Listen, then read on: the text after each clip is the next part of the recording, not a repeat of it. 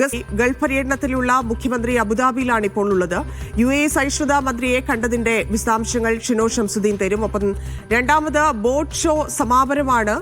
Abbas അതിന്റെ വിശദാംശങ്ങളുമായി ചേരുന്നുണ്ട്. മറ്റൊന്ന് മീഡിയ വൺ മബ്രൂക്ക് ഗൾഫ് ടോപ്പേഴ്സ് ഒമാനിൽ ആരംഭിച്ചിട്ടുണ്ട്. അലി കൂട്ടായിയാണ് ഒമാനിൽ നിന്ന് ചേരുക.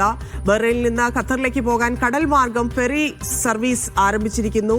നജ്മ ന്യൂസ് ഡെസ്കിൽ നിന്ന് അതിന്റെ ഗ്രാഫിക്സിന്റെ സഹായത്തോടെ അത് കൂടുതൽ വിശദീകരിക്കും. നമുക്ക് ഓരോ പ്രതിനിധികളിലേക്കും കടക്കാം. മുഖ്യമന്ത്രി പിണറായി വിജയന്റെ UAE സന്ദർശനം തുടക്കമായിരിക്കുകയാണ്. ഇന്നലെ രാത്രി കുവൈറ്റിൽ നിന്ന് അബുദാബിയിലെത്തിയ മുഖ്യമന്ത്രിയെ അൽബത്തീൻ വിമാനത്താവളത്തിൽ ഇന്ത്യൻ അംബാസിഡർ ഡോക്ടർ ദീപക് മിത്തലാണ്, ഒപ്പം Lulu Group chairman MA Yusuff അലിയും ചേർന്നാണ് വരവേറ്റത്.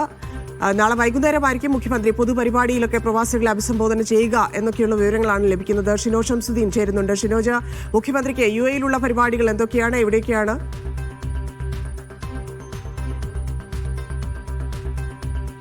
ധന്യ, ഈ വരവിൽ മുഖ്യമന്ത്രി അബുദാബിയിൽ മാത്രമാണ് സന്ദർശനം നടത്തുന്നത്.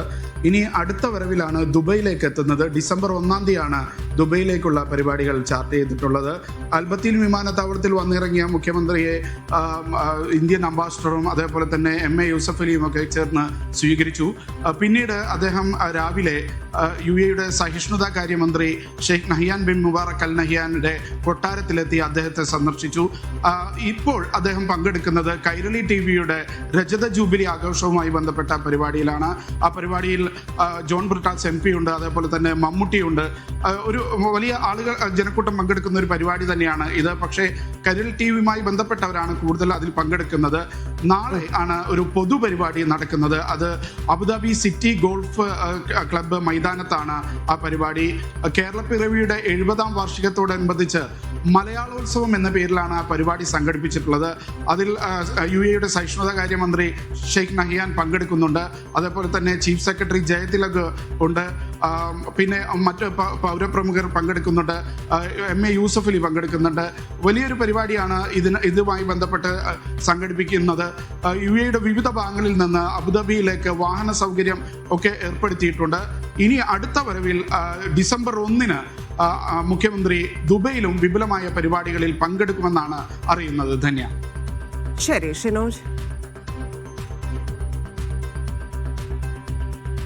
മീഡിയ വൺഡേ മബ്രൂക്ക് ഗൾഫ് ടോപ്പേഴ്സ് ഒമാനിൽ ഉജ്ജ്വല തുടക്കമായിരിക്കുകയാണ്. 1-ാം ഘട്ട അവാർഡ് വിതരണം സലാലയിൽ തുടരുകയാണ്. പഠനത്തിൽ മികവ് പുലർത്തിയ 100 കണക്കിന് വിദ്യാർത്ഥികളാണ് പുരസ്കാരം ഏറ്റുവാങ്ങാൻ എത്തിയിരിക്കുന്നത്. University of technology and applied സയൻസിലെ doctor Nasser Al Hamar Al Khateeri പരിപാടി ഉദ്ഘാടനം ചെയ്തു. വിശദാംശങ്ങളുമായി അലി കൂട്ടായി ചേരുന്നുണ്ട്. അലി, എങ്ങനെ നടക്കുന്നു പരിപാടി?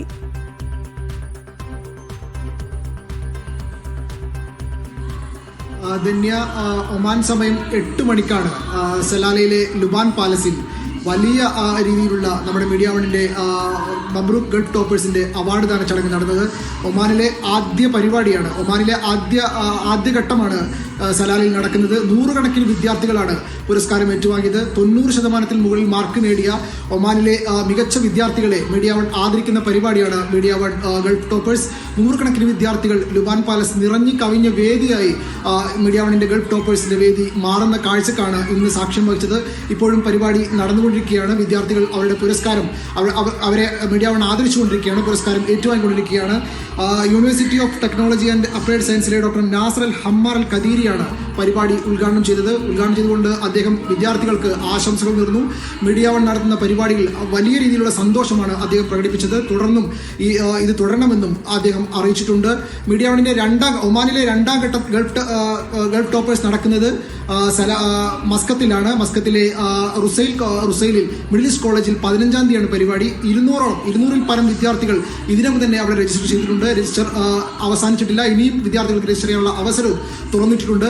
എന്ത് തന്നെയായാലും ലുബാൻ പാലസ് നിറഞ്ഞു കവിഞ്ഞ് ഒരു വേദിയായി മാറുകയായിരുന്നു. 100 കണക്കിന് വിദ്യാർത്ഥികളാണ് മീഡിയ വണ്ണിന്റെ ആദരം ഏറ്റുവാങ്ങിയത്. തന്നെയാണ്. ശരി അല്ലേ. ബഹ്റൈനിൽ നിന്ന് ഖത്തറിലേക്ക് പോകണമെങ്കിൽ ഇനി സൗദി വഴി ചുറ്റിക്കറങ്ങേണ്ട, പകരം കടൽ മാർഗം നേരിട്ട് ബഹ്റൈനിൽ നിന്ന് ഖത്തറിലേക്ക് യാത്ര ചെയ്യാം. ഈ ഇരു രാജ്യങ്ങളെയും ബന്ധിപ്പിക്കുന്ന ഫെറി സർവീസിന് തുടക്കമായിരിക്കുകയാണ്.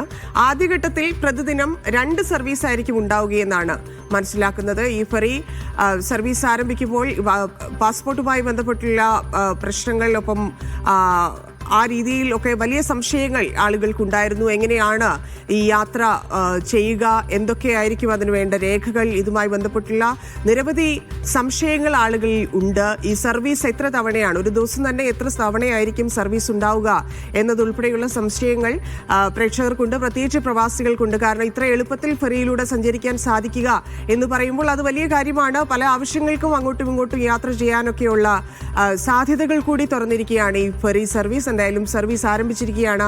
അതിന്റെ വിശദമായിട്ടുള്ള വിവരങ്ങൾ നജ്മ നൽകും. നജ്മ, എങ്ങനെയാണ് സർവീസ് ആരംഭിച്ചിരിക്കുന്നത്? ദിവസം എത്ര സർവീസ് ഉണ്ട്? എത്രത്തോളം ഉപകാരപ്പെടുന്നുണ്ട്? ധന്യ, ബഹ്റൈനിലെ ആളുകളെ സംബന്ധിച്ച് ഖത്തറിലേക്കുള്ള യാത്ര കുറെ കൂടെ എളുപ്പമാകുന്നു എന്നുള്ളൊരു വാർത്തയാണ് വരുന്നത്. വളരെ സന്തോഷകരമായ വാർത്തയാണ്. സാധാരണ ബഹ്റൈനിൽ നിന്നും ഖത്തറിലേക്ക് നമുക്ക് 4 മണിക്കൂറോളം കരമാർഗം സഞ്ചരിക്കേണ്ടി വരാറുണ്ട്. പക്ഷേ ഇനി അങ്ങനെ വേണ്ട. ഫെറി സർവീസ് വരുന്നതോടുകൂടി അതൊരു 1.5 മണിക്കൂർ മാത്രമായി കുറഞ്ഞു കിട്ടും എന്നുള്ളതാണ്. സ്വാഭാവികമായും അങ്ങനെ ഒരു വാർത്ത വരുമ്പോൾ ഇതിന്റെ ബാക്കി വിവരങ്ങൾ കൂടെ അറിയേണ്ടതുണ്ട്. എങ്ങനെയാണ് യാത്രാ നിരക്ക്, അതിന് ഏതൊക്കെ സമയത്താണ് സർവീസ് ലഭ്യമാകുക എന്നുപോലെയുള്ള കുറെ സംശയങ്ങളുണ്ടാവും. നമുക്കത് വിശദമായി തന്നെ നോക്കാം. ബഹ്റൈനിൽ നിന്നും ഖത്തറിലേക്ക് ഫെറി സർവീസ് എന്നുള്ളതാണ് വാർത്ത. ബഹ്റൈനെയും ഖത്തറിനെയും കടൽ മാർഗം ബന്ധിപ്പിക്കുന്ന ആദ്യത്തെ സർവീസാണ് ഈ ഫെറി സർവീസ് എന്നൊരു പ്രത്യേകത കൂടിയുണ്ട്. മറ്റൊന്ന്, ബഹ്റൈനിലെ സാദ് മറീനയിൽ നിന്നും ആരംഭിക്കുന്ന സർവീസ് അൽ റുവൈസ് തുറമുഖം വരെ, ഖത്തറിലെ അൽ റുവൈസ് തുറമുഖം വരെ നീളുന്ന ഒരു യാത്രയാണ്. 1 മണിക്കൂർ 10 മിനിറ്റാണ് യാത്രാ സമയം. വളരെ സന്തോഷകരമായ ഒരു കാര്യമാണ്. കാരണം സാധാരണ കരമാർഗം 4.5 മണിക്കൂർ സമയമെടുക്കുന്നതാണ്. പക്ഷേ ഫെറി സർവീസ് നമ്മൾ എടുക്കുകയാണെങ്കിൽ നമുക്ക് വെറും 1 മണിക്കൂർ 10 മിനിറ്റ് കൊണ്ട് നമ്മുടെ ലക്ഷ്യസ്ഥാനത്ത് എത്തിച്ചേരാം എന്നുള്ളതാണ്. ദിവസവും 2 സർവീസുകളാണ് ലഭ്യമാവുക. ബഹ്റൈനിൽ നിന്ന് രാവിലെ 8 മണിക്കും 10:20-നും, രാവിലെ 8 മണിക്കും പിന്നെ 10:20-നുമാണ് രണ്ടാമത്തെ സർവീസ് വരുന്നത്. മറ്റൊന്ന്, ഖത്തറിൽ നിന്നും രാത്രി 8 മണിക്ക്, നേരത്തെ പറഞ്ഞത് തന്നെയാണ്, രാത്രി 10:20-നുമാണ് ഉള്ളത്.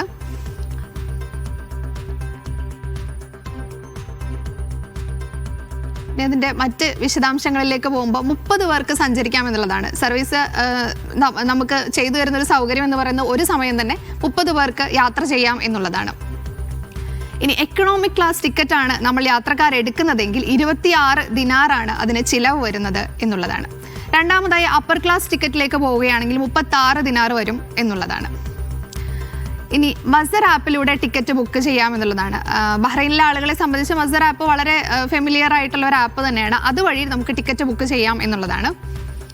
ഇനി GCC പൗരന്മാർക്ക് വിസ വേണ്ട എന്നുള്ളൊരു കാര്യം കൂടെ ഉണ്ട്. മറ്റാളുകളെ സംബന്ധിച്ച് വിസ ആവശ്യമാണ്. പക്ഷേ GCCയിലെ പൗരന്മാർക്ക് വിസ വേണ്ട എന്നുള്ളൊരു സന്തോഷകരമായ കാര്യം കൂടി ഇതുമായി ബന്ധപ്പെട്ട് പറയാനുണ്ട്. ധന്യ, സൗദിയിലെ റിയാദ് മെട്രോ ലൈനിലെ 5 സ്റ്റേഷനുകൾ താൽക്കാലികമായി അടച്ചു. അൽ ഖലേജ്, ഇഷ്ബിലിയ, കിങ് ഫഹദ്, സ്പോർട്സ് സിറ്റി, അൽ ഹംറ, ഖാലിദ് ബിൻ അൽ വലീദ് എന്നീ സ്റ്റേഷനുകളാണ് പബ്ലിക് ട്രാൻസ്പോർട്ട് അതോറിറ്റി അടച്ചത്.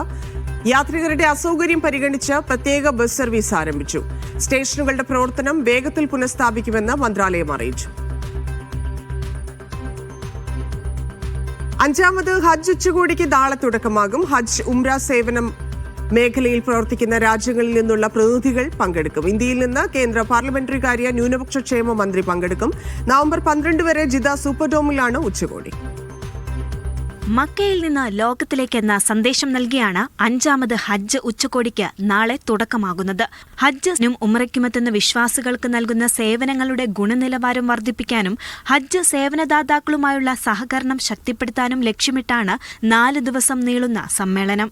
മന്ത്രാലയം നടത്തിവരുന്ന പ്രവർത്തനങ്ങളും ഇവിടെ വിശദീകരിക്കും. ഇന്ത്യയെ പ്രതിനിധീകരിച്ച് കേന്ദ്ര ന്യൂനപക്ഷകാര്യ മന്ത്രി കിരൺ റിജിജു സമ്മേളനത്തിൽ പങ്കെടുക്കും. ഇന്ത്യ സൗദി ഹജ്ജ് കരാറും സമ്മേളനത്തിന്റെ ഭാഗമായി ഒപ്പുവെക്കും. അതിനായി കഴിഞ്ഞ ദിവസം മന്ത്രി ജിദ്ദയിലെത്തിയിരുന്നു. സമ്മേളനത്തിൽ വിവിധ രാജ്യങ്ങളിൽ നിന്നുള്ള മന്ത്രിമാർ, നയതന്ത്രജ്ഞർ ഉൾപ്പെടെ 100-ലധികം പ്രഭാഷകരും പങ്കെടുക്കുന്നുണ്ട്.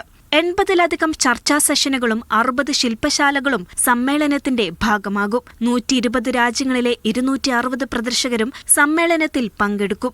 52,000 ചതുരശ്ര മീറ്റർ വിസ്തൃതിയിലുള്ള പ്രദർശനം ഉൾപ്പെടെയുള്ള പരിപാടിയിലേക്ക് 150,000-ത്തിലധികം സന്ദർശകരെയാണ് ലക്ഷ്യമിടുന്നത്. സുസ്ഥിരത, ആർട്ടിഫിഷ്യൽ ഇന്റലിജൻസ്, ഡിജിറ്റൽ തുടങ്ങിയ വിവിധ വിഷയങ്ങൾ ചർച്ചയാകും. Media 1, Jeddah. ഫിഫ അണ്ടർ-17 ലോകകപ്പിൽ വൻ ജനപങ്കാളിത്തം. 5 ദിവസത്തിനുള്ളിൽ 50,000-ത്തിലധികം പേരാണ് മത്സരം കാണാനെത്തിയത്. മത്സരത്തിനൊപ്പം ഫാൻ സോണുകളും സജീവമാണ്.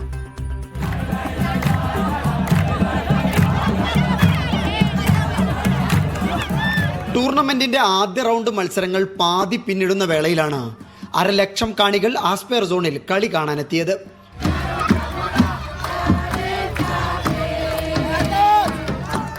ടീമുകളുടെ എണ്ണം 24 നിന്നും 48 ഉയർത്തിയത് കാണികളുടെ പങ്കാളിത്തത്തിൽ വർധനയുണ്ടാക്കി. ലോകകപ്പ് പോലെ അതിഗംഭീരമായാണ് ഖത്തർ കൗമാര കാൽപന്ത് മേളയും സംഘടിപ്പിച്ചിട്ടുള്ളതെന്ന് കാണികൾ സാക്ഷ്യപ്പെടുത്തുന്നു.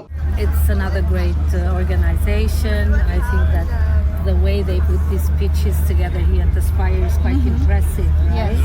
We were just talking about that. Very nice the way they did it. മത്സരങ്ങൾക്കൊപ്പം ഫാൻ സോണുകളും സജീവമാണ്. വിവിധ രാഷ്ട്രങ്ങളിൽ നിന്നുള്ള കലാ സാംസ്കാരിക പരിപാടികളാണ് ഫാൻ സോണിൽ ഒരുക്കിയിട്ടുള്ളത്. ഇനി അങ്ങോട്ടേക്ക് എന്തായാലും നല്ല വൈബിലോട്ട് വരുമെന്ന് അറിയാം. അതെ, കാരണം നമ്മൾ ഓൾറെഡി ഫിഫ അതുപോലെ തന്നെ ഏഷ്യൻ കപ്പ് രണ്ടും ചെയ്തിട്ടുണ്ടായിരുന്നു. അപ്പോൾ ആ സമയത്ത് ഭയങ്കര എന്താ പറയുക, അത്രയും ഒരു വൈബായിരുന്നു ഖത്തറിൽ ആ ഒരു സമയത്ത്. അപ്പോൾ അതേ ഒരു വൈബ് ഇപ്പോൾ സ്റ്റാർട്ട് ആയിട്ടുണ്ട്. ദോഹയിൽ ആസ്പയർ സോണിൽ നിന്ന് അബ്ബാസ് മുഹമ്മദ്, മീഡിയ 1.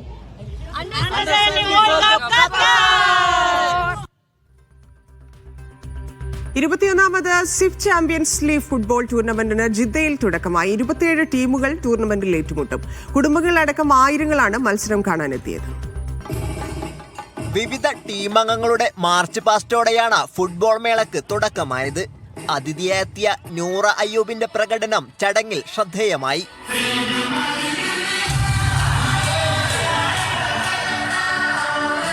ജിദ്ദ പ്രവാസികളുടെ ഉത്സവമായ ഫുട്ബോൾ മാമാങ്കം കാണാനായി നിരവധി സ്ത്രീകളും കുട്ടികളും എത്തിയിരുന്നു.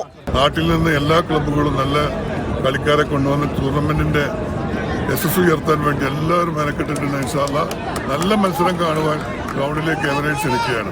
വാശിയേറിയ എ ഡിവിഷൻ മത്സരത്തിൽ FC യാംബു സെബീൻ FC മത്സരത്തിൽ 1-2 ഗോളുകൾക്ക് FC യാംബു വിജയിച്ചു. ബി ഡിവിഷൻ മത്സരങ്ങളിൽ ഫ്രണ്ട്സ് ജൂനിയർ, ന്യൂകാസിൽ FC ടീമുകൾ വിജയികളായി.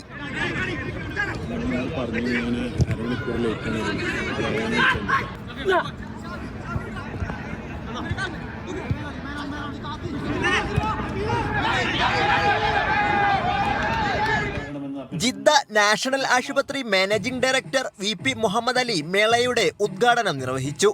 നവാസ് മീരാൻ, ഡോ അഹമ്മദ് ആലുങ്ങൽ, അബ്ദുൽ നാഫി, നിസാം അമ്പാട് തുടങ്ങി. സൂപ്പർ ലീഗ് കേരളയിൽ കമന്ററിയിലൂടെ മലയാളികളുടെ മനസ്സ് കീഴടക്കിയിരിക്കുകയാണ് നൂറ അയ്യൂബ്. സിഫ് ഫുട്ബോൾ ചാമ്പ്യൻസ് ലീഗിന്റെ ഉദ്ഘാടനത്തിന്റെ അതിഥി കൂടിയാണ് നൂറ.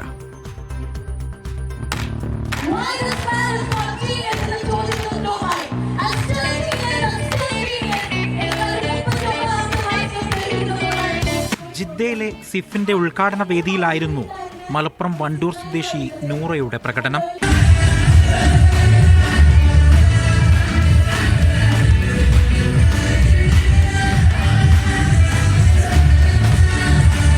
പ്രൊഫഷണൽ താരങ്ങളെപ്പോലെ അവർ തുകിൽ പന്തിനെ ഏറിലാക്കി. ഇപ്പോഴോ നാട്ടിലേക്ക് പോയപ്പം പിന്നെ ഫുട്ബോൾ എന്നുള്ള സംഭവം തന്നെയായി മൈൻഡിൽ.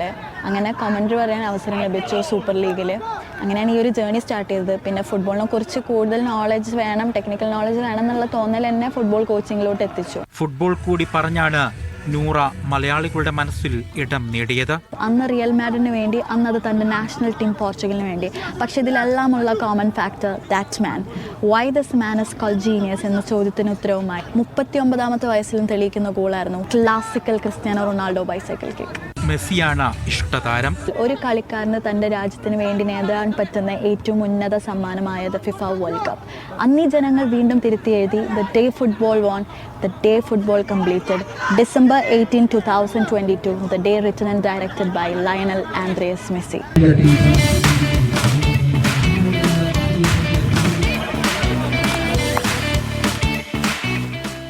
ഇപ്പോൾ ഞാൻ പറഞ്ഞ പോലെ ഒരു മക്കാവ് ഫുട്ബോളാണ് മലപ്പുറം എന്ന് പറയുന്നത്. അപ്പോൾ അവിടെ ഇപ്പോൾ ഈ സൂപ്പർ ലീഗിൽ തന്നെ പയ്യനാട് സ്റ്റേഡിയത്തിലുള്ള ഓഡിയൻസിൻ്റെ അറ്റൻഡൻസ് നോക്കിയാൽ നിങ്ങൾക്കറിയാം, ഒരു ബൊറൂഷ്യ ഡോർട്ട്മുണ്ട് സ്റ്റേഡിയത്തിൽ നടക്കുന്ന പോലെയുള്ള ഒരു സെലിബ്രേഷനൊക്കെയാണ് അവിടുത്തെ സ്റ്റേഡിയത്തിലെ ഫാൻസ് ചെയ്തിട്ടുണ്ടായിരുന്നത്. സൗദിയിലെ ഫുട്ബോളിനെ കുറിച്ചും പറയാനുണ്ട്.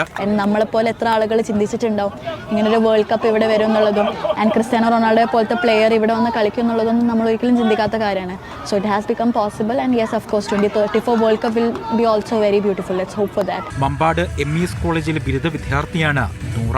Sabith Saleem, media 1, Jeddah.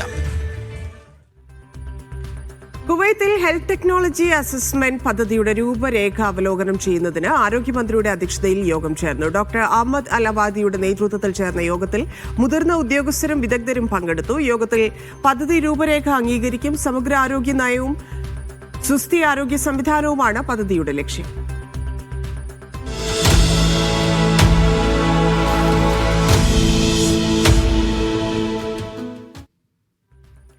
പേരുകൊണ്ടും ഉള്ളടക്കം കൊണ്ടും വ്യത്യസ്തമാണ് കോഴിക്കോട് സ്വദേശിനി ഫാത്തിമ ഫസീലയുടെ പുസ്തകം. യാത്രയും കഥയും ഭക്ഷണവും ഇഷ്ടപ്പെടുന്നവർക്ക് ഈ രചന ആസ്വദിക്കാനാകും. ഷാർജ അന്താരാഷ്ട്ര പുസ്തകമേളയിൽ നിന്നുള്ള വിശേഷങ്ങൾ കാണാം.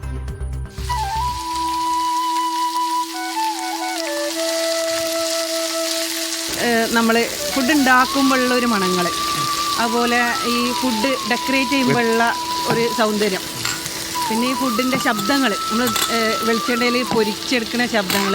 വ്യത്യസ്തമായ പേരുള്ള വ്യത്യസ്തമായ ഒരു പുസ്തകമായിട്ടാണ് കോഴിക്കോട്ടുകാരി ഫാത്തിമ ഫസീല ഷാർജ പുസ്തകോത്സവത്തിലെത്തിയിട്ടുള്ളത്. ആ സ്വാദ് എന്നാണ് പുസ്തകത്തിൻ്റെ പേര്. സത്യത്തിൽ ഇതൊരു പാചകക്കുറിപ്പാണോ എന്ന് ചോദിച്ചാൽ അല്ല, യാത്രാ വിവരണമാണോ എന്ന് ചോദിച്ചാൽ അതുമല്ല, കവിതയാണോ എന്ന് ചോദിച്ചാൽ അതുമല്ല, കഥയാണോ എന്ന് ചോദിച്ചാൽ അതുമല്ല, ഇതെല്ലാം കൂടിയതാണ്. ഇതെങ്ങനെയാണ് ഒരു ആശയം ഉണ്ടാകുന്നത്? ആശയം ബേസിക്കലി ഞാൻ ഒരു പോയിറ്റാണ്. അപ്പം കവിതകളാണ് പ്രസിദ്ധീകരിക്കൽ. പിന്നെ ഭയങ്കര ഫുഡ് ലവറാണ്. ഒരുപാട് കഴിക്കല്ല, എല്ലാം ടേസ്റ്റ് ചെയ്യണം എന്നുള്ളൊരു വിചാരമുള്ള ആളാണ് ഞാൻ. ഈ ഫുഡിനെ ഒരു കവിതയായി കാണുന്നത് വെച്ചാൽ വിഷ്വൽ ഇമേജ്, നമ്മൾ കവിതയിലെ കുറച്ച് ടെക്നിക്സ് ഉണ്ട്. ഓൾഫാക്ടറി ഇമേജ്, സ്മെല്ലിൻ്റെ, ഓഡിറ്ററി ഇമേജ്, ഇതെല്ലാ ഇമേജും എനിക്ക് ആ ഫുഡിൽ തന്നെ കിട്ടുന്നുണ്ട്. അപ്പോൾ ഞാൻ ഇത് കവിതനെയും ഫുഡിനെയും ഒരുപോലെ എടുക്കുന്നത് കൊണ്ട് അപ്പോൾ എൻ്റെ ഒരു എഴുത്തിനെ ഈ ഒരു ഭക്ഷണത്തിനെയും ഒന്ന് ഒരുമിപ്പിക്കാമെന്ന് വിചാരിച്ചതാണ് ഈ ഒരു പുസ്തകം. ഇതിലിപ്പോൾ എത്ര കഥകളുണ്ട്, അതേപോലെ എത്ര റെസിപ്പി ഉണ്ടാവും? അപ്പോൾ ഇതിലൊരു 12 ചാപ്റ്റേഴ്സാണ്.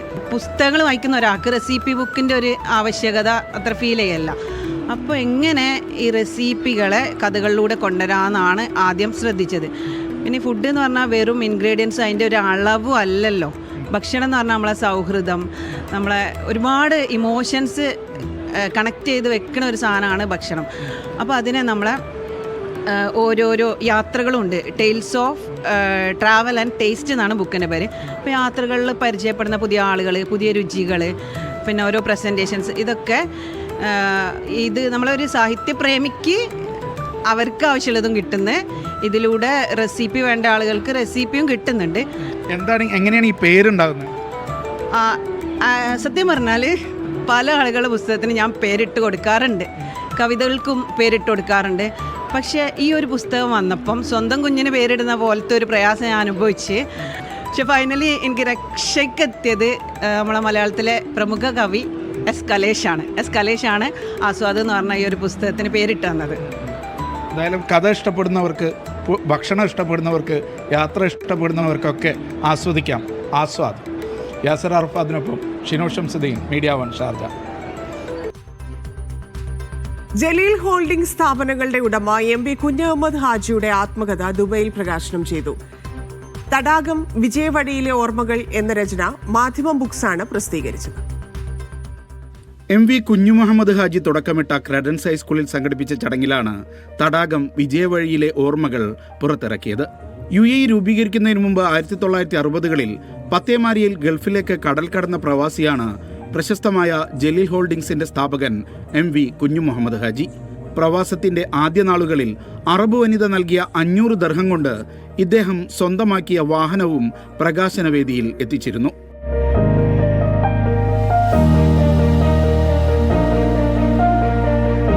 PV അബ്ദുൽ വഹാബ് MP, വ്യവസായ പ്രമുഖരായ doctor Galfar P Muhammad Ali, doctor Azad Moopen, Madhyamam editor VM Ibrahim, CP Kunhammad, NA Muhammad, retired justice PK Raheem, MA Ashraf Ali എന്നിവർ ചേർന്നാണ് പുസ്തകത്തിന്റെ പ്രകാശനം നിർവഹിച്ചത്. കേൾക്കുന്നുണ്ട്, അവർ സ്നേഹിക്കുന്നുണ്ട്, അവർക്ക് തിരിച്ചു കിട്ടും. ആരിൽ നിന്ന്? അവരെ മക്കളിൽ.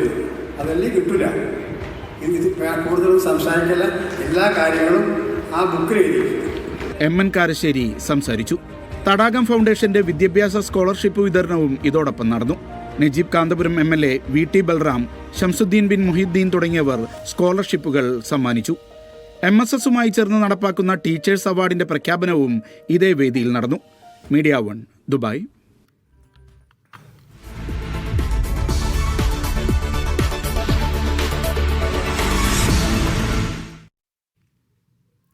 സാധാരണ നോവലുകൾ തിരക്കഥയാകാറാണ് പതിവ്. എന്നാൽ മഹൽ എന്ന തന്റെ സിനിമയുടെ തിരക്കഥ നോവലായി പുറത്തിറക്കിയിരിക്കുകയാണ് ഡെന്റൽ സർജൻ കൂടിയായ തിരക്കഥാകൃത്ത് ഡോക്ടർ ഹാരിസ് കെ.ടി. ഷാർജ പുസ്തകോത്സവത്തിലാണ് അദ്ദേഹത്തിന്റെ ആദ്യ സിനിമ നോവൽ രൂപത്തിൽ വെളിച്ചം കാണുന്നത്.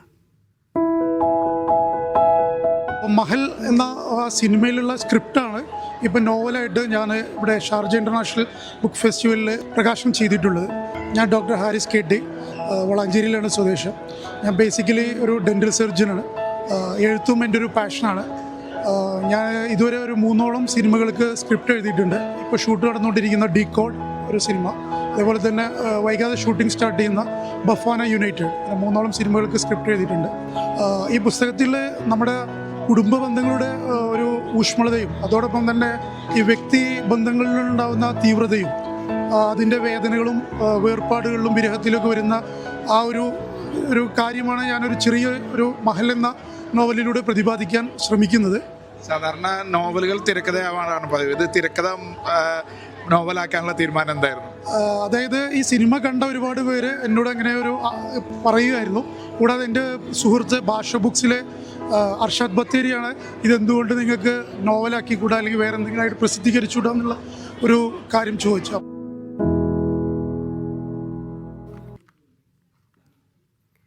ഫിസിക്സ് അധ്യാപികയായ റീന പി.ജിയുടെ പുതിയ കഥാസമാഹാരം ചൂണ്ടക്കാരി ഷാർജ പുസ്തകോത്സവത്തിൽ പ്രകാശനം ചെയ്തു. സാമൂഹ്യ പ്രശ്നങ്ങൾ കൈകാര്യം ചെയ്യുന്ന 14 കഥകളാണ് പുസ്തകത്തിന്റെ ഉള്ളടക്കം.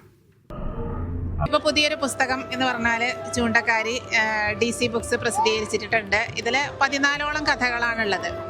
മിക്കവാറും സ്ത്രീകളുടെ പ്രശ്നങ്ങൾ ഒരു സ്ത്രീ എഴുത്തുകാരിയുടെ കണ്ണിലൂടെ കാണുന്ന രീതിയിലല്ല, ഒരു സമൂഹത്തിൻ്റെ മുന്നിൽ സ്ത്രീയുടെ പ്രശ്നങ്ങൾ എങ്ങനെ പ്രകടിപ്പിക്കണം, അല്ലെങ്കിൽ സ്ത്രീയുടെ പ്രശ്നങ്ങൾ വെറും ഒരു പെണ്ണെഴുത്ത് എന്ന രീതിയിൽ മാത്രം ഒതുക്കി പോവാനുള്ളതാണോ അല്ലെങ്കിൽ അല്ല എന്നൊക്കെ പറഞ്ഞു വെക്കുന്ന കുറച്ച് കഥകളാണ് ഇതിലുള്ളത്. വെറും സ്ത്രീകളുടെ പ്രശ്നങ്ങൾ മാത്രമല്ല, ഒരു സമൂഹം എന്ന് പറയുമ്പോൾ അതിൽ പുരുഷന്മാരും സ്ത്രീകളും ഒക്കെ ഉൾപ്പെടുന്നതാണ്. ഒരു സമൂഹത്തിൻ്റെ പ്രശ്നങ്ങൾ അതിൻ്റെതായ രീതിയിൽ എനിക്ക് പറയാൻ പറ്റുന്ന രീതിയിൽ, പറയാൻ ആഗ്രഹിക്കുന്ന രീതിയിൽ, ഒരുപക്ഷെ എനിക്ക് ചെയ്ത് കാണിക്കാൻ പറ്റാത്ത കാര്യങ്ങൾ ഞാൻ എഴുത്തിലൂടെ പറഞ്ഞു വെക്കുന്നു എന്ന് പോലും ഞാൻ ചിന്തിക്കാറുണ്ട്. അങ്ങനെയുള്ള കുറച്ച് കഥകൾ അടങ്ങിയ ഒരു പുസ്തകമാണ് ചൂണ്ടക്കാരി. രണ്ടാമത് ഖത്തർ ബോട്ട് ഷോയ്ക്ക് സമാപനം. ഓൾ ദോഹ പോർട്ടിലാണ് ഷോ. ലോകമെങ്ങുമുള്ള കടൽ വിനോദ വ്യവസായ മേഖലയിലെ വമ്പന്മാരെല്ലാം പരിപാടിയിൽ ഒന്നിക്കുന്നുണ്ട്. ദോഹയിൽ നിന്ന് അബ്ബാസ് മുഹമ്മദ് തത്സമയം ചേരുന്നുണ്ട്. അബ്ബാസ്, മനോഹരമായ കാഴ്ചയായിരിക്കും. എന്താണ് അനുഭവം? എന്തൊക്കെയാണ് പ്രത്യേകതകൾ? ധന്യ, നമ്മളിപ്പോൾ ഈ ഓൾഡ് ദോഹ പോർട്ടിലെ ഈ ഖത്തർ ബോട്ട് ഷോ നടക്കുന്ന സ്ഥലത്താണുള്ളത്. ഇത് കഴിഞ്ഞ ബുധനാഴ്ചയാണ് തുടങ്ങിയത്. ബുധൻ, വ്യാഴം, വെള്ളി, ശനി ദിവസങ്ങളിലാണ്, 4 ദിവസങ്ങളിലാണ് ബോട്ട് ഷോ അരങ്ങേറുന്നത്. ഇതിൽ പ്രധാനപ്പെട്ട ഒരു പ്രത്യേകത എന്ന് പറയുന്നത് കടലുമായി ബന്ധപ്പെട്ട, സമുദ്രവുമായി ബന്ധപ്പെട്ട വിനോദം, അതുപോലെ മീൻപിടുത്തം, ഇവയുമായി ബന്ധപ്പെട്ടൊക്കെ ഏറ്റവും സോഫിസ്റ്റിക്കേറ്റഡ് ആയിട്ടുള്ള ഉൽപ്പന്നങ്ങൾ, ഉപകരണങ്ങൾ, ഏറ്റവും അത്യന്താധുനികമായ ഉല്ലാസ നൗകകൾ, യോട്ടുകൾ, ഇവയുടെയൊക്കെ ഒരു പ്രദർശനമാണ്. ഇത് കാണാൻ വേണ്ടി നിരവധി നൂറുകണക്കിന് ആളുകളാണ് ഇവിടെ കഴിഞ്ഞ 4 ദിവസങ്ങളായി ഇവിടെ എത്തിച്ചേർന്നത്. ഇന്ന് അവസാന ദിവസമാണ്. ഇത് വെടിക്കെട്ടോടു കൂടിയാണ് ആരംഭിച്ചത്. അതിഗംഭീരമായ വെടിക്കെട്ടോടു കൂടി ആരംഭിച്ച് അത് കാണാൻ നിരവധി ആയിരക്കണക്കിന് ആളുകൾ ഇവിടെ തടിച്ചുകൂടിയിരുന്നു. അതിനുശേഷമാണ് ഈ പ്രദർശനം നടക്കുന്നത്. ഈ പ്രദർശനത്തിൻ്റെ ഈ സവിശേഷത ഞാൻ നേരത്തെ പറഞ്ഞു. ഇതിൽ സമുദ്ര ഗവേഷണവുമായി ബന്ധപ്പെട്ട അല്ലെങ്കിൽ സമുദ്ര ഉല്ലാസ നൗകയുമായി ബന്ധപ്പെട്ട കാര്യങ്ങളൊക്കെയാണ് ഇവിടെ ഇതിൽ പ്രദർശിപ്പിക്കുന്നത്. അത് കാണാൻ വേണ്ടി ഖത്തറിൻ്റെ വിവിധ ഭാഗങ്ങളിൽ നിന്നുള്ള മലയാളികളടക്കമുള്ള ഒരുപാട് ആളുകൾ, വിദേശികൾ ഒക്കെ ഇവിടെ എത്തിയിട്ടുണ്ട്. 500-ലേറെ ഇൻ്റർനാഷണൽ ബ്രാൻഡുകളാണ് അവരുടെ ഉൽപ്പന്നങ്ങൾ ഇവിടെ പ്രദർശിപ്പിച്ചിട്ടുള്ളത്. അവരുടെ നൗകകളുണ്ട്, യോട്ടുകളുണ്ട്, അതുപോലെ ഉപകരണങ്ങളുണ്ട്. മീൻ പിടിക്കാൻ ഒക്കെ പോകുന്ന ഏറ്റവും അത്യന്താധുനികമായ ഉപകരണങ്ങളൊക്കെ ഇവിടെ പ്രദർശിപ്പിച്ചിട്ടുണ്ട്. അതോടുകൂടെ തന്നെ 25 രാഷ്ട്രങ്ങളിൽ നിന്നുള്ള പ്രാതിനിധ്യമുണ്ട്. ഖത്തറിൻ്റെ ആദ്യ പതിപ്പ് കഴിഞ്ഞ വർഷമാണ് കഴിഞ്ഞുപോയത്. അത് വളരെ വിജയകരമായിരുന്നു. അതിനുശേഷമാണ് ഈ 2ാമത്തെ എഡിഷന് കൂടി ഈ ഖത്തറിലെ ഓൾഡ് ദോഹ പോർട്ട് വേദിയാകുന്നത്. ഏതായാലും നിറഞ്ഞ സദസ്സോടുകൂടെ, നിറഞ്ഞ കാണികളുടെ പങ്കാളിത്തത്തോടുകൂടെ ഈ വർഷത്തെ ഖത്തർ ബോട്ട് ഷോക്കും ഇന്ന് സമാപനം കുറിക്കുകയാണ് തന്നെ. ശരി അബ്ബാസ്.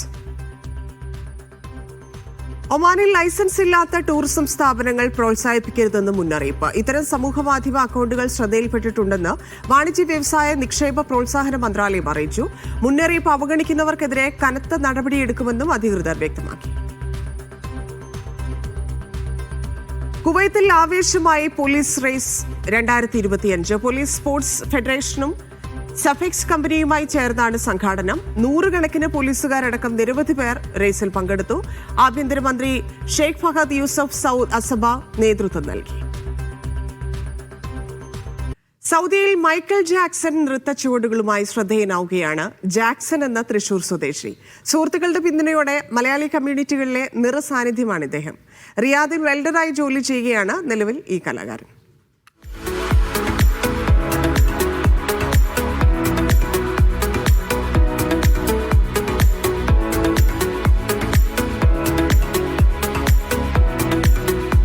പ്രവാസികൾക്കിടയിൽ ഒരുപാട് കലാകാരന്മാരുണ്ട്. എന്നാൽ പലരും കലവിട്ട് ജീവിതത്തിൻ്റെ യാഥാർത്ഥ്യത്തിലേക്ക് ഇറങ്ങി മറ്റൊരു വഴി തിരഞ്ഞെടുത്തവരാണ്. എന്നാൽ അതിൽ നിന്നും വേറിട്ട് നിൽക്കുകയാണ് ജാക്സൺ എന്ന കലാകാരൻ. പേര് പോലെ തന്നെ ജാക്സൺ ഒരു മൈക്കിൾ ജാക്സൺ ആരാധകനാണ്. ആരാധന മാത്രമല്ല, മൈക്കിൾ ജാക്സനെ അനുകരിച്ച് നൃത്തവും ചെയ്യും. ഇന്ന് റിയാദിലുടനീളമുള്ള മലയാളി കമ്മ്യൂണിറ്റി വേദികളിൽ നിറസാന്നിധ്യമാണ് ജാക്സണും ജാക്സന്റെ മൈക്കിൾ ജാക്സൺ ചുവടുകളും. ചടുല നൃത്തച്ചുവടുകൾ കൊണ്ട് ആവേശം തീർക്കുന്ന ഈ കലാകാരന്റെ പിറകിൽ ഒരു കഥ കൂടിയുണ്ട്. ആ കഥ കൂടിയാണ് ഇന്ന് പറയുന്നത്.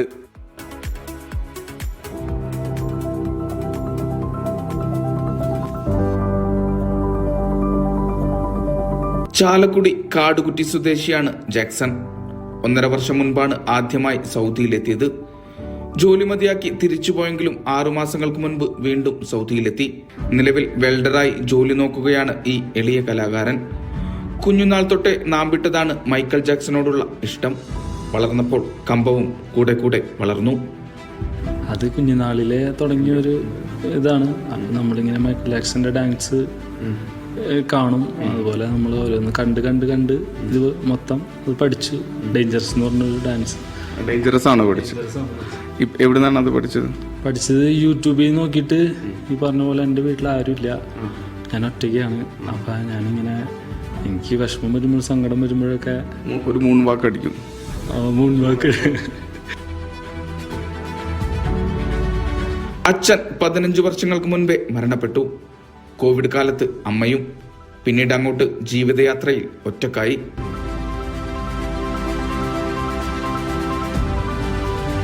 പിന്നെ ഞാൻ ഒറ്റയ്ക്കായിരുന്നു. പിന്നെ ഒരു പെങ്ങളുണ്ട്. പെങ്ങളിപ്പോൾ ദുബായിലാണ്. ഇപ്പോൾ കല്യാണം കഴിഞ്ഞതാണ്.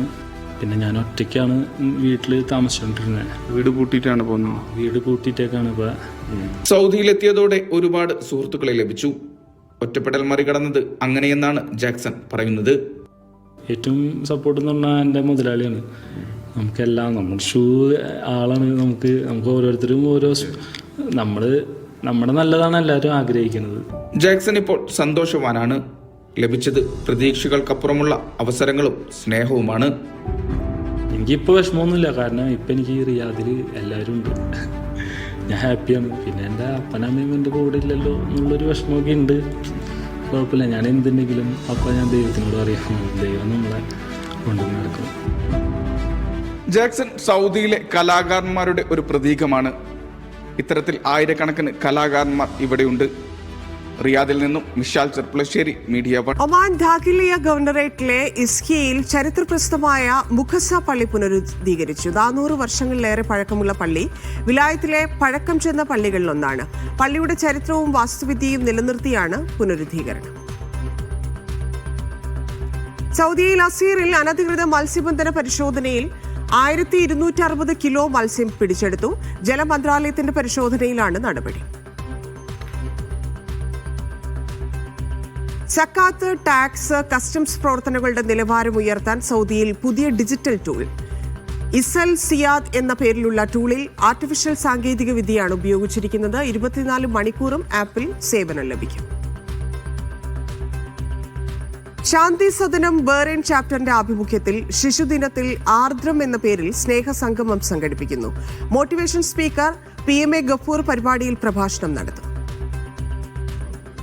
ഭിന്നശേഷി വിദ്യാർത്ഥികളുടെ ക്ഷേമത്തിനായി പ്രവർത്തിക്കുന്ന ശാന്തിസദനം ബഹ്റൈൻ ചാപ്റ്ററിന്റെ നേതൃത്വത്തിൽ ഈ മാസം 14 വെള്ളിയാഴ്ച വൈകിട്ട് 7 മണിക്ക് സൽമാനിയയിലെ KCT ഹാളിലാണ് ആർദ്രം എന്ന പരിപാടി അരങ്ങേറുകയെന്ന് സ്വാഗത സംഘം ഭാരവാഹികൾ വാർത്താസമ്മേളനത്തിൽ അറിയിച്ചു. ഏറെ കാലത്തിന് ശേഷമാണ് കേരളത്തിലെ ജനപ്രിയ മോട്ടിവേഷൻ സ്പീക്കറും ലൈഫ് കോച്ചുമായ PMA ഗഫൂർ വീണ്ടും ബഹ്റൈനിലെത്തുന്നതെന്നും പരിപാടിയിൽ പ്രവേശനം സൗജന്യമായിരിക്കുമെന്നും ഭാരവാഹികൾ പറഞ്ഞു. ഭിന്നശേഷി വിദ്യാർത്ഥികളുടെ ജീവിതാവസ്ഥകളെ പ്രതിഫലിപ്പിക്കുന്ന ദൃശ്യശ്രാവ്യ ആവിഷ്കാരവും പരിപാടിയിൽ അവതരിപ്പിക്കും. കോഴിക്കോട് ജില്ലയിലെ പയ്യോളി പുറക്കാട് കേന്ദ്രമായി പ്രവർത്തിക്കുന്ന ശാന്തിസദനം ഭിന്നശേഷി വിദ്യാലയത്തിന്റെ തുടർച്ചയായി വിളയാട്ടൂർ പ്രദേശത്ത് സ്ഥാപിക്കുന്ന സിറാസ് റീഹാബിലിറ്റേഷൻ വില്ലേജിന്റെ പ്രചരണാർത്ഥമാണ് പരിപാടി സംഘടിപ്പിക്കുന്നത്. ബഹ്റൈനിലെ സാമൂഹിക സാംസ്കാരിക രംഗങ്ങളിലെ പ്രമുഖ വ്യക്തിത്വങ്ങളും വിവിധ സംഘടനാ പ്രതിനിധികളും ചടങ്ങിൽ പങ്കെടുക്കും. പരിപാടിയുടെ വിജയത്തിനായി 101 അംഗ സ്വാഗത സംഘം പ്രവർത്തിച്ചു വരുന്നുണ്ട്. പ്രഭാഷണം കേൾക്കാനായി ബഹ്റൈനിലെ പ്രവാസികളെയും കുടുംബങ്ങളെയും സ്നേഹപൂർവ്വം സ്വാഗതം ചെയ്യുന്നതായി ഭാരവാഹികൾ പറഞ്ഞു.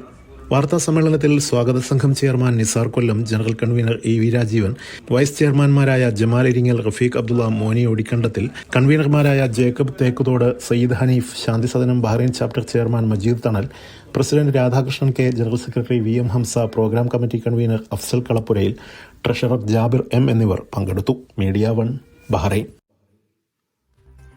ബഹ്റൈനിൽ ആശുപത്രികളിലും വിദേശ തൊഴിലാളികൾക്കും സന്ദർശകർക്കും സേവനം നൽകുന്നതിനുള്ള ഫീസ് വർദ്ധിപ്പിക്കാനുള്ള നിർദ്ദേശത്തിന് പാർലമെന്റിന്റെ അംഗീകാരം. നിർദ്ദേശം ഷൂറ കൗൺസിലിന് കൈമാറി. 5 MPമാർ സമർപ്പിച്ച നിർദ്ദേശമാണ് ഏകകണ്ഠമായി അംഗീകരിച്ചത്. സ്വകാര്യ മേഖലയിലെ നിരക്കുകൾക്ക് ഈടാക്കാനാണ് ബില്ല്. UAE അടുത്ത വർഷം കുടുംബ വർഷം ആചരിക്കും. ദേശീയ കുടുംബ വളർച്ചാ നയം 2031 ഭാഗമായാണ് പ്രഖ്യാപനം. UAEയുടെ ഭാവി കുടുംബങ്ങളിൽ നിന്നാണെന്ന് പ്രഖ്യാപനം നടത്തിയ പ്രസിഡന്റ് ഷെയ്ഖ് മുഹമ്മദ് പറഞ്ഞു. വിവിധ പരിപാടികളും സംഘടിപ്പിക്കും. കുവൈത്തിൽ സ്നാപ്ചാറ്റിലൂടെ ഓൺലൈൻ ചൂതാട്ടം പ്രോത്സാഹിപ്പിച്ചയാൾ പിടിയിൽ. പ്രതി വിദേശ ചൂതാട്ട വെബ്സൈറ്റുകൾ പ്രചരിപ്പിക്കുകയും പണം പിരിക്കുന്നെന്നും കണ്ടെത്തി. സൈബർ ക്രൈമിന്റെ സാങ്കേതിക പരിശോധനയിലൂടെയാണ് പ്രതിയെ തിരിച്ചറിഞ്ഞത്. ദുബൈയിൽ ഫോട്ടോ എടുക്കുന്നതിനിടെ 19-കാരന്റെ ദാരുണാന്ത്യം. കോഴിക്കോട് വെള്ളിപ്പറമ്പ് സ്വദേശി മുഹമ്മദ് മിഷാലാണ് മരിച്ചത്. ആശുപത്രിയിൽ എത്തിച്ചെങ്കിലും രക്ഷിക്കാനായില്ല.